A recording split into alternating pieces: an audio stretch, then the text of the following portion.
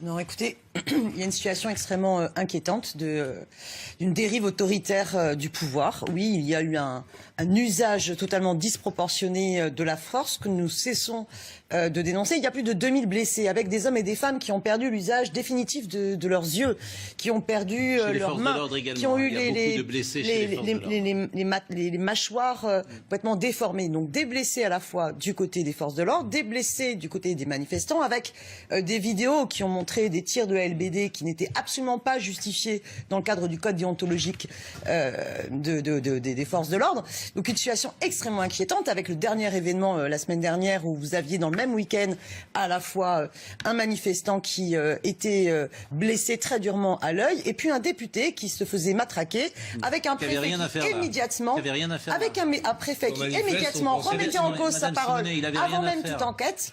Avec un préfet, il n'avait rien à faire là. Il était sur une manif. Non, mais je vous coupe là parce que vous dites une chose qui n'est pas juste. C'est un député de la République française qui transgresse la loi et qui n'a rien. Non, pardonnez-moi, madame. Il n'est pas. Non. Il n'a pas. Totalement faux. Le député avait totalement le droit de participer. Ce que vous dites est faux, madame. Ce que vous dites est faux, madame. Non, ce que vous dites est faux, madame. Vous pouvez parler sur moi. Ce que vous dites est faux, madame. Ce que vous dites, madame, est faux.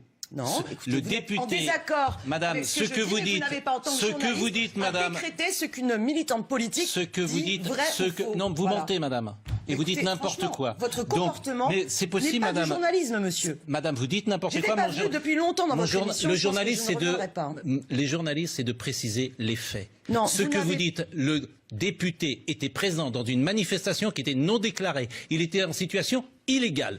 C'est tout ce que j'ai à dire. Le député avait le droit de participer à cette manifestation. Monsieur Elle était non déclarée, madame. Monsieur Pro. Elle était non déclarée ou pas? Une manifestation, qu'elle soit déclarée ou non déclarée, vous avez des poursuites pour ceux qui appellent à l'organisation de la manifestation. Un député de la République a le droit de se trouver dans toute manifestation, ne serait-ce qu'en tant qu'observateur de ce qu'il se passe, monsieur Pro. Donc, en aucun cas...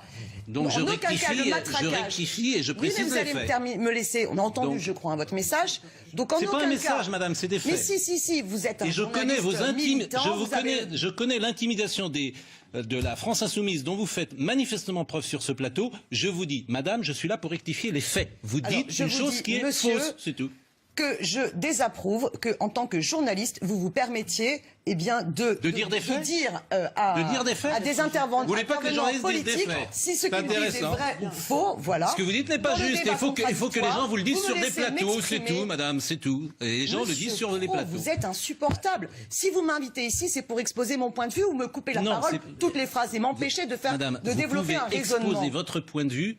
Quand vous dites quelque chose qui est faux, j'ai rectifié. Bien, alors je reprends sur le sujet, s'il est possible de faire une phrase entière sans être interrompu. Voilà, il y a une dérive du pouvoir extrêmement problématique. Sur l'affaire du matraquage du député Loïc Prud'homme, avant même qu'il y ait la moindre enquête, le préfet niait les faits attestés par le député. Le ministre de l'Intérieur, pareil, était dans la négation.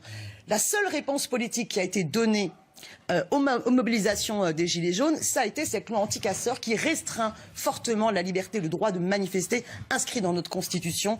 Et oui, il est inquiétant que l'ONU nous saisisse, parce que nous, France, République française, pays des droits de l'homme et de la liberté, eh bien oui, l'usage de la force est disproportionné.